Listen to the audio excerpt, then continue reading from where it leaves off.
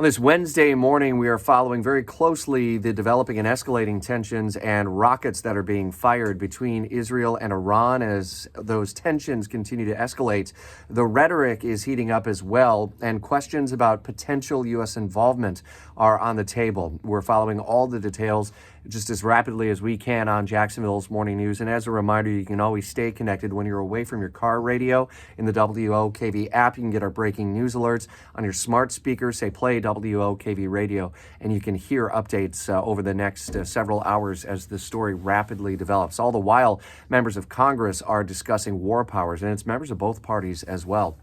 Here at home, Florida Tax Watch is issuing its annual budget turkey list now that the budget deal is done and lands before Governor DeSantis. He's got the next couple of weeks to determine what items he might veto. And Tax Watch has identified millions of dollars in local projects, funding for Florida Theater, for example, the Mosh, and in Clay County and some others as well, that they say did not go through the proper vetting process. Ultimately, the governor will decide which line item veto measures he wants to cut out from the spending plan. We'll follow through on those updates.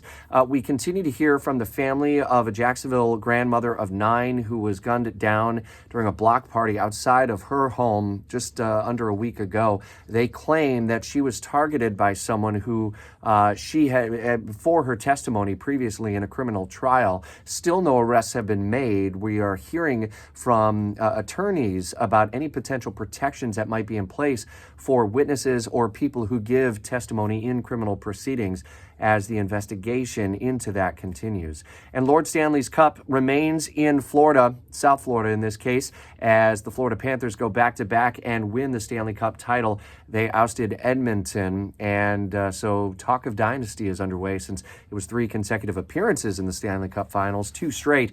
And Florida has seen 4 Stanley Cups just since 2020 when you combine Tampa's 2 wins as well. We're kind of becoming the next hockey hotbed, even though it's hotter than you know what, and you can't really get ice to form here, except for maybe a couple of months out of the year. Nonetheless, celebration is going to be planned for South Florida a little bit later this week and perhaps into the weekend. These and other stories updated throughout Jacksonville's Morning News, live and local with you every weekday, 5 to 10 a.m. on 104.5 FM and streaming on all devices.